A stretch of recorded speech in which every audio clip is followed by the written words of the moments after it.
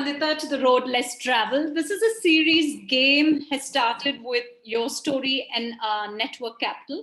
And the idea is to speak to people like you, entrepreneurs who've not necessarily tread the common path, and listen to your stories, but also hopefully inspire people who are thinking of being entrepreneurs. And if nothing else, encourage them to be entrepreneurial. And I'm especially glad to have you. I think our journey from your being my boss to someone who I consider such a close friend. And I was thinking today, and Archita kept asking me, she said, are you excited to talk to Nandita? I said, yes, and we've had so many conversations. But while I was thinking about that, I also think we haven't really dived deeply into your entrepreneurship journey, and I'm glad. Maybe we saved that for today. So that's where we will begin. Nandita, I'd love for you to wind back to, I think it was 2000, so maybe just a little before that year, when you were still employed. You were with Genesis, if I'm not wrong. And what were those moments before you jumped into being an entrepreneur and setting up the practice? Well, Sandhya, I'm equally excited to be speaking to you. And yes, I mean, this platform's really unique. Whoever thought we'd be doing this with each other? So great to be here. And thanks so much for inviting me to your show. Well, now to get into your question, well, I say that my entrepreneurial journey was actually an extension of my professional career. And let me go back to when I started my career, Sandhya. I mean, it was really a dream start, right? We had the public relations industry was a nascent one.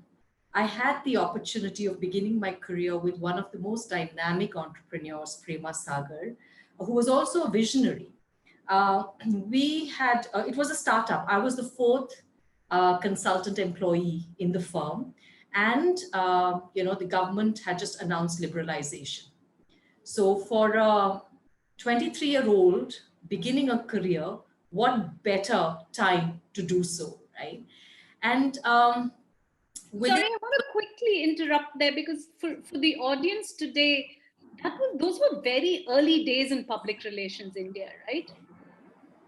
Yes, yes. Very, very early. In fact, I think there was a spurt of PR firms that sprung in the late 80s to the early 90s. And Genesis was founded in 1992 November, and I joined them in May 1993. So within just about six months of them starting. So, and yet I feel, Sandhya, that, the founders then really had a vision and a commitment to a nascent profession, I hope kind of comes back in today's times. So, so therefore it was just amazing to start with an organization like Genesis under Prema's guidance. And within a year and a half, Sandhya, I was asked if I would move to Bangalore to set up office here. It was their first office out of Delhi. And so I packed my bags and I kind of jumped into a plane and... Easily as that? As easily as that, because my parents were just waiting to get me out of the house. They were telling me if I don't live by their rules, I'm better off living by myself. And so we had just had that discussion. And as luck would have it, I had this opportunity drop on my lap. So of course, I was most excited to take it up. I love Bangalore as a city. I had visited it occasionally. I had some of my favorite cousins living here. And so I just packed my bags and came here and set up, an office at the age of 25, and it was just quite amazing. And in a sense, that is your first entrepreneurial moment. Yes, right? Absolutely. So and then, then we expanded in South and we opened in Hyderabad. So I had the opportunity to set up an office, get into the whole administrative aspects of setting up a business, look at hiring. So, some of the kind of ingredients that go into building a business, I had that privilege of experiencing that very, very early in my career. And so when the practice happened. I moved out of Genesis in September 99. And in 2000 January, we set up, the practice was born. And I recall it was just an extension of what I was doing at Genesis. So to, you know, be honest, I was just doing account management. I was acquiring clients and I had a really nice team and we were managing those clients extremely well. So the entrepreneurial moment actually came about, Sandhya, about 2-3 years into the practice when I was addressing the team about, it was the beginning of the year or something like that. And then there was this, a lot of demand for opening offices outside Bangalore. And that is when realization hit me that it was no more just my ambition. I had to embrace the aspirations of my team as well. And I think that was the moment when I realized this was serious business. And I had to put together a lot of things to fulfill the aspirations and the ambitions of my team. And so we went about, looking for an international partner. We opened an office in Bombay, and then a year and a half later in Delhi, and we kind of moved on from there. I have two questions, Nandita. One quick one connected to your response about setting up the practice, and then a follow-up question. The initial question, that point between moving away from Genesis and setting up the practice, no matter what, there is a comfort, right? I mean, of course, clearly you've been entrepreneurial, 25, setting this up, but there is that comfort of that salary coming in. Was there a moment when you thought about, hey, I could continue to do this entrepreneurially with the salary coming in? Why am I doing this? I don't know. It's different, right? When you're going to be paying salaries and setting up, or was that you figured your purpose and you were being driven by that? Salary was never a concern, Sandhya. I mean, I just loved what I did. So it didn't matter. The checks would come, it would go into the bank, and, it just didn't matter. I think it was more the comfort of a familiar environment. You've started your career. It was a startup, so you've literally grown with the business. Everyone knows you, clients know you. You have, other people over who are watching the business and giving it strategic direction and all of that, right? So it was just the comfort and the familiarity that was, that had created its own comfort, and I was kind of pushed out of that. This meant starting on my own, and suddenly I was now that person who had to give strategic direction. Though at that time, frankly, it didn't even enter my head. It was about acquiring a client, managing it well, and then kind of, moving on and seeing if we could do better. So that was that. So never about salary. It was merely the discomfort of just being on one's own and moving away from a familiar setting. I know this story well, but there are a lot of young people listening who don't know the highs of that first year. And it is legendary. I'd like you to talk about that, the highest point of year one. And post that, this is something I may not know, something that didn't really work out well in year one. No, again, the first few years was really our golden years. It was almost like, your first romance, if you know what I mean. Everything just was picture perfect. We were getting this string of clients, very interesting clients. They were all startups, so we were really positioned as a startup for startups. And so there were these young founders who were the poster boys of technology, etc., who were our clients. And it was just really interesting. It also, Sandhya, in many ways, on a serious note, I think it helped shape the philosophy and the purpose of the practice. And we did this pretty unwittingly. I will, though, admit that I think I was very observant as to what was going on and how was the business shaping and how was it picking up. And I was kind of mentally making notes of what were the things that were shaping our early years. And so a few things like, we were just winning business without solicitation. Not single cold call. Every business we got was word of mouth through reference from either media or from clients, existing clients, and some from my past network. People were referring me to new businesses. The second, of course, was execution is all critical. I think, and then later on, I heard that, a strategy or an idea is just a strategy or an idea till it's executed well. And we were executing, we were good with strategy, but we were also executing it really well. So that was the second. And I think, the third was we had a strong belief that public relations went beyond media relations. We were kind of working to give all our clients that impression and establish that. So I think these were some of the early philosophies that we had. And, of course, end of the first year, and I think the story's been oft told. But I love it. Saying it again, is, it gives me goosebumps to date.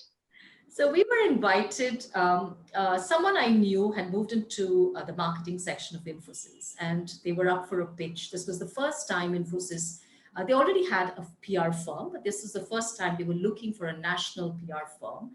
And I'm not sure we really qualified as a national PR firm. We were office and 3 people, right? 4 people. But it was, so we, he gave me like, literally half a day and said, you need to put the credentials together because we're rolling out the RFP and only to those who are shortlisted.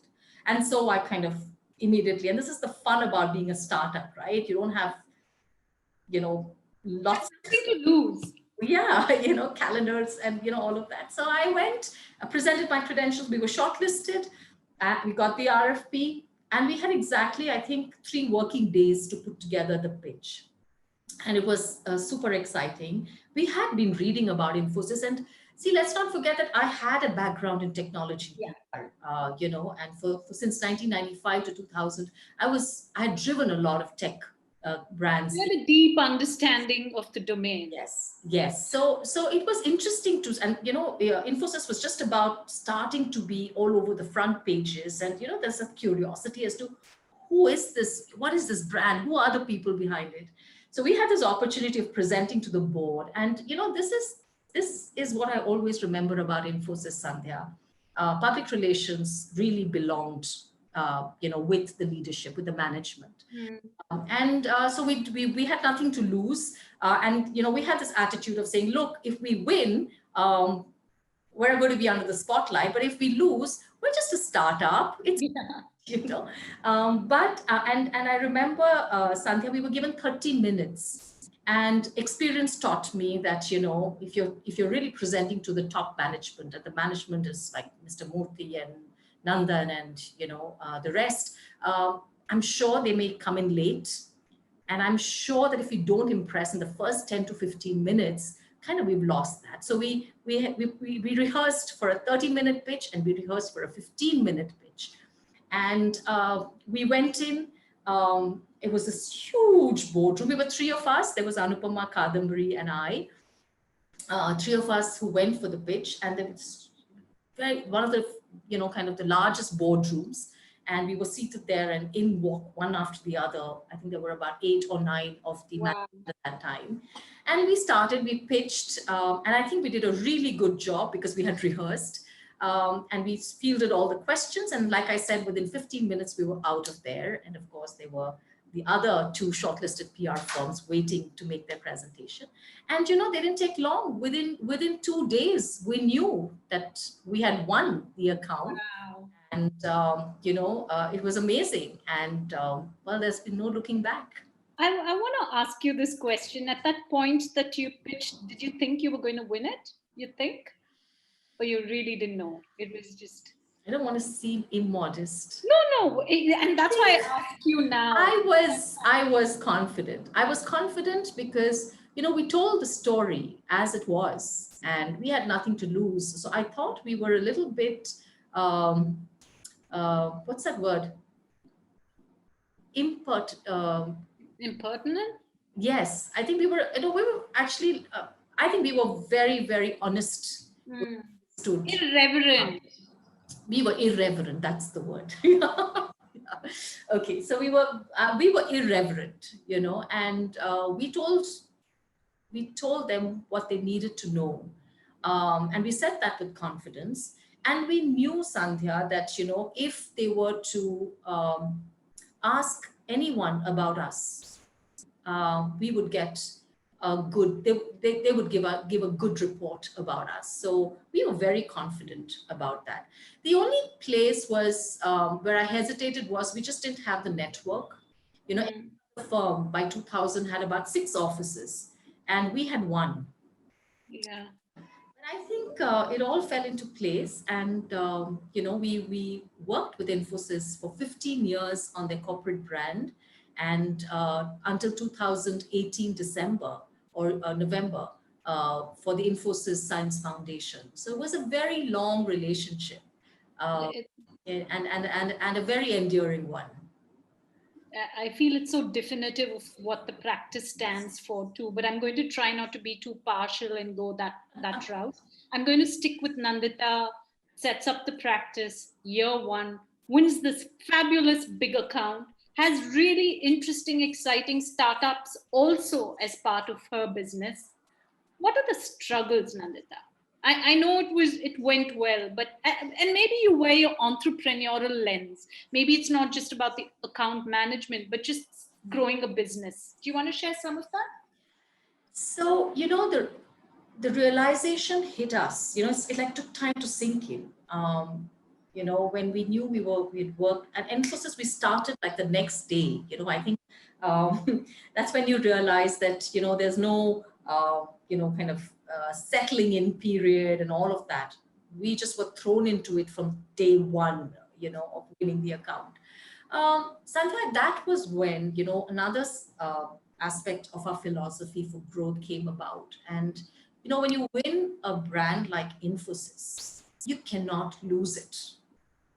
And we were just like, they asked us who the team was, and I just said, what you see is what you're going to get. We're 3 or 4 of us, and that's the team, right? So you can't lose an account when you win something like an Infosys. Now, at the same time, I realized that suddenly for our smaller accounts, smaller clients, we suddenly became the big PR firm that was managing Infosys. And look, let's not forget that these were the brands who put their faith in us as a startup. Absolutely. And so therefore, we could not lose them either. And therefore, we added the philosophy of retention as a big part of growth rather than client acquisition. I mean, client acquisition is required for any business. But, my whole philosophy was let's focus on retaining brands and all the clients that we have. Focus on a retention record, focus on, repeat business rather than just keep acquiring new clients and then losing them. And so that really set the foundation for our philosophy for retention, for growth. So from a challenge perspective, it was a huge responsibility. And how when you're coming under the spotlight and there are people who are waiting for you to make a mistake, there are people who are waiting to see whether you can manage a mandate such as Infosys on your own. And I just think I think we loved what we did. We loved the brand. The client was great with us. And I think everything fell together and we continue to retain them. We were part of, they pitched thrice in a period of 15 years because every 3 or 4 years they would have a repitch. And we won repeatedly as incumbents. Now that was something to be proud of. Absolutely, but I still want to stick to Nandita, the entrepreneur. Uh, what 20 years, right? This year's 20 years since the Yes. practice was founded, and it's an incredible journey. But looking back, Nandita, hindsight is 2020, right? What would you have done differently? And I understand learning brings growth and all of that, but just for people listening, I always like to bring about some sense of things haven't that didn't go right, and how you managed to circumvent that. Um, And is there something that didn't go the way you expected it to do? I'm not sure whether it's something that didn't go right or didn't go right. I think it's more, it was a realization, Sandhya, that there are moments, at least in my journey, where I felt that the firm outgrew me, and I felt there were moments when I outgrew the firm. Mm. And both were disturbing. Especially when you realize sometimes that the firm has outgrown you. The firm that you built has outgrown you. Your child has outgrown you in a sense. Yeah, and it was, and there were multiple reasons. And, I'm thinking about it as I'm speaking to you.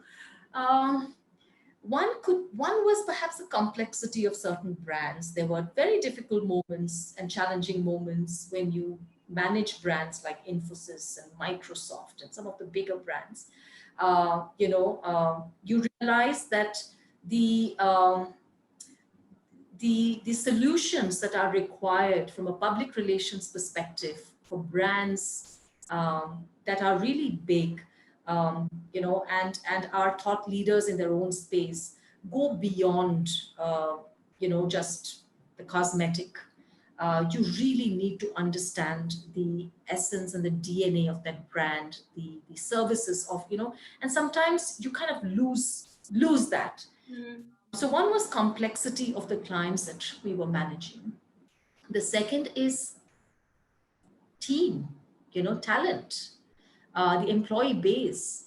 I had never started the business thinking I would scale it or grow it. In fact, many people said that um, you know, I was running a 200, running a machine that was capable of way, way more than what we were doing.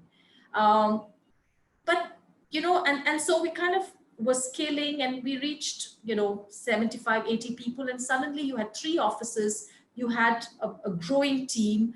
And somewhere you lose touch, with the firm that you started. And that happened to me.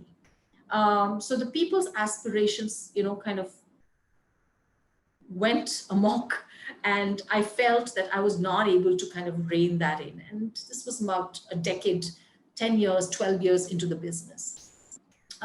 Where I felt I had outgrown was, we were doing very run-of-the-mill stuff.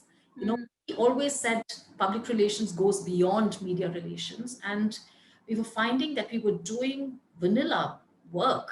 There was nothing exciting me, and our quality was dipping. There was a certain mediocrity that was creeping in, and I just felt, I don't recognize this business. And that's when I realized that as an entrepreneur, I think one of the biggest disadvantages, if I can call it that, is that you can never throw in your resignation and walk out.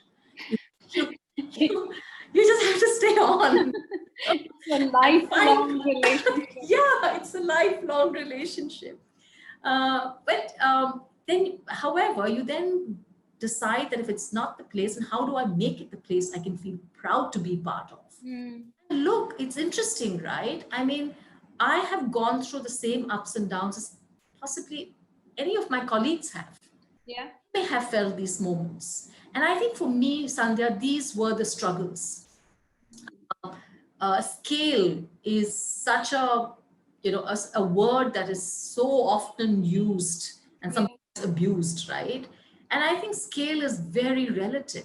For me, running, today we are about 70 people. We've shrunk a bit, but it's a good size. It's a good size for doing the kind of work we're doing. I just feel that this itself is big for me.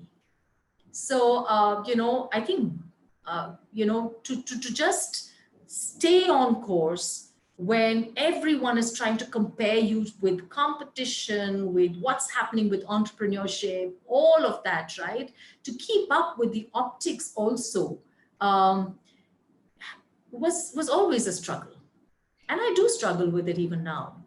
But I think, I've learned to rally around it and do better. now. It's like Rudyard Kipling's first line of If, right? If you can keep your head when all about you are losing theirs. Yes, there have been moments such as those. Yeah. Um, Nandita, I want to ask you about skills that you had to learn as an entrepreneur. Clearly, if I, having known you and listening to you and, just both as someone who worked with you, but also as a friend, I know some traits that you have, but we'll get to the traits later. I want to talk about skills that you needed to build. Just basic skills as an entrepreneur who set up a business and say, hey, I need to learn this. Well, what were those things you had to learn? How to manage the business financially. Sandhya, I just, I'm not sure if it's like one of these middle class notions, right? Where, we're kind of dismissive about wealth, and I was a bit like that. I was all about passion and love for what you do, and the money is going to follow. And it did. But I think after the business reaches a certain stage, it really cannot be a register that you keep, which tells you how much you earn, how much you spend, and what is the cash balance in your bank, right? There are investments you have to make, you have to plan, you have to do your budgeting. And I love and I treasure what I learned. My father-in-law taught me this, and I use it very, very often, is top line is vanity, bottom line is sanity, and cash flow is reality. And I never really followed that. It didn't matter to me, but I think it was around 2009 when, for the first time, I felt that we were not making any money, in terms of profits. And that really woke me up, because we were scaling. I think 2009, 10, 11, we were close to getting to 100 people. And it worried me, it bothered me. And then I started with a lot of focus looking into our financials. And, we followed this mantra since then. And we really believe, we really look at our profitability and bottom line very, very closely. And of course, the cash reserves make us happy. And also, this was also, our exposure to Infosys, which was, so well managed financially. And look, what is the point of having clients like that, Sandhya, when you're not learning from them? Absolutely. Working with the company that was, seen as the best gold standard in governance. And we're managing their quarter results every quarter, and you're listening to all of this, and you start absorbing it, and then you start applying that back to your business, which of course is, in a very, very, in the way, that kind of relates to it best. But I just feel that did us a world of good. And so I think that was something I had to acquire. It was very painful. I also started quarterly audits for our business, just so we can keep track of our numbers and how we were doing. And yet we decided that we had to focus on talent management and growing of business. But Sandhya, along the way, I think from a skill set, from a public relations perspective, I did a course in public policy. It was a 3-month course. It was a short course. But we have to constantly do these things to keep ourselves abreast, because the solutions, because public relations is really a vast discipline. Yeah. And, there are so many aspects to it. You need to really understand the background of all of that.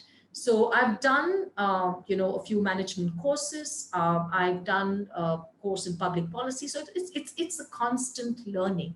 It's a constant learning to keep up with the variety of clients that, we get to manage. So if what I take away from what you just said, Nandita, is passion is good and it'll take you far, but eventually as your business grows, it's the nuts and bolts of that business that you have to really get in place, and you need to consistently upskill and be relevant, right?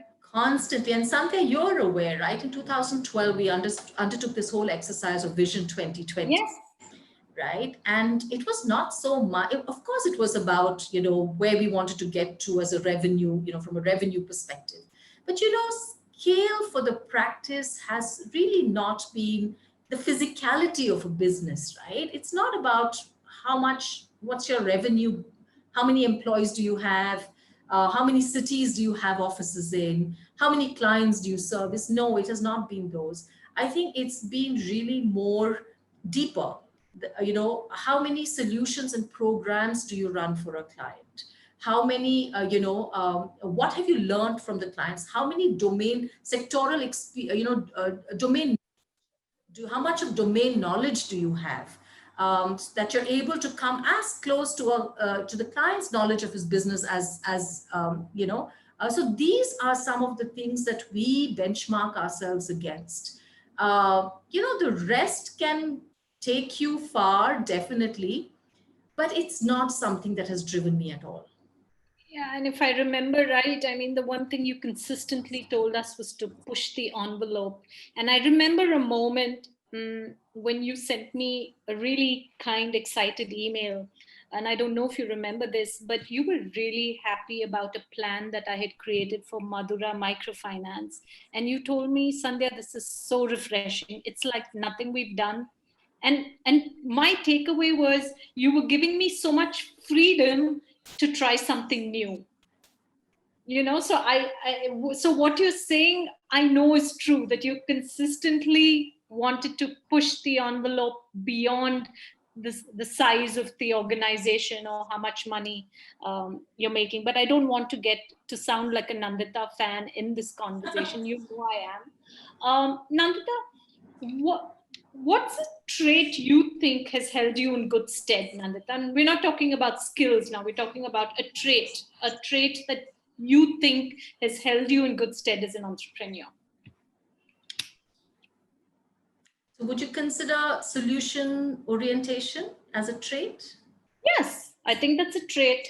I would call it wanting to be innovative, but yeah, solution Yeah, it is solution orientation. It's always asking myself the what next. Sandhya, that, and it's not just since I started my business. I think it's something that when I go back to school and college and stuff, it was always what next. And it was not that I was racing towards something, but there was always a curiosity to know what lay ahead, you know. And I've done it at my own pace. Now, solution orientation, again, I feel, Sandhya, has helped me in really good stead because and this I tell even my team. It's, I'm not asking you to ignore the issue or dismiss the issue. I think, but but you have to go deep into the issue because there is a way out. Right now, the perception may be that of a success or failure, but it is a way out. And that is very important. And I feel that I have been able, and that is a reason why I feel that I'm also resilient. Because I'm able to find my way out of situations, sometimes gracefully, sometimes not. But I move on. Without too much baggage. I'm going to say, from what you said, I think you have many traits that I see that are very entrepreneurial. But what you've just articulated are you've always been focused on a goal and being resilient towards getting there. Nandita, who is your entrepreneurial icon and why? Someone else you looked up to? It's Prema Sagar. I really feel that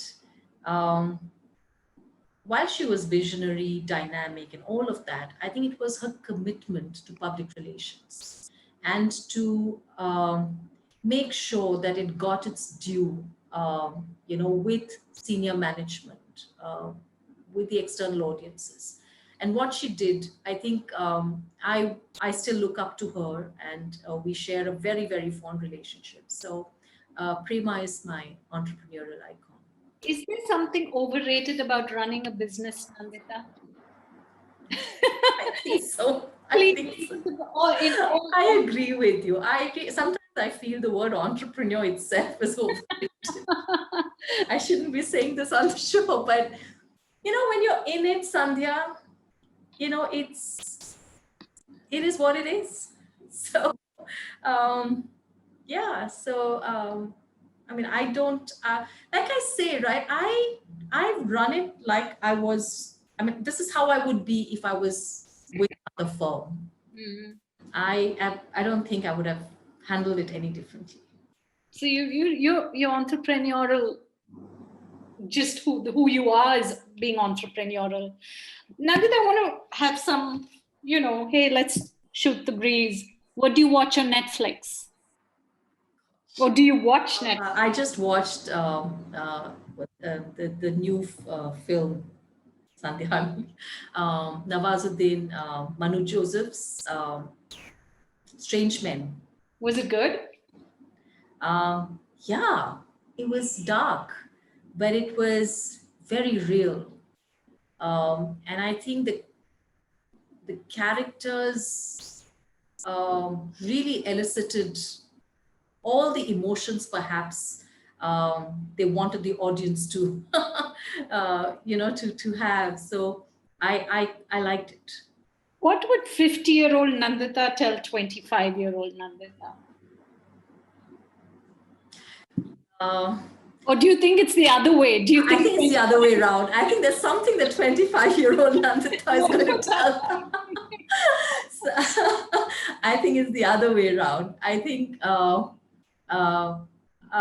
25, I think it would be to just enjoy life a lot more. Or I think to, um, I had a wonderful, the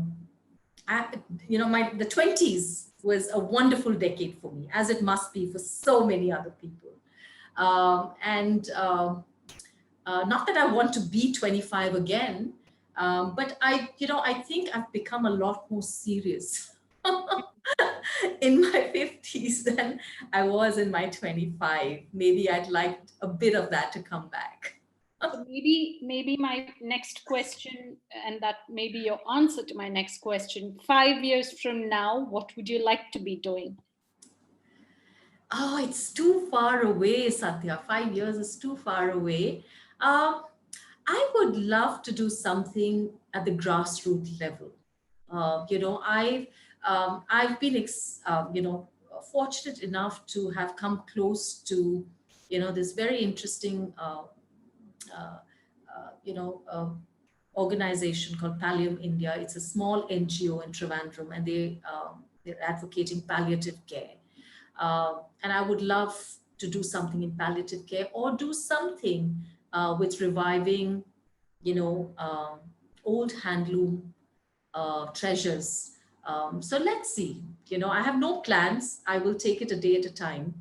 But yeah, something like that. Finally, do you have a quote that inspires you, Nandita? It's what Mr. Murthy always said: a clear conscience is the softest pillow. And it truly is. Lovely. I live by that. I cannot have thought of a better way to end this. Nandita, really, such a pleasure, such an honor to have you in this conversation. My wish for you is to find the years when you were 20 back again. And I'm going to be part of that journey. And thank you for being a part of the road less traveled. Thank you so much, Sandhya. I enjoyed myself so much. Thank you.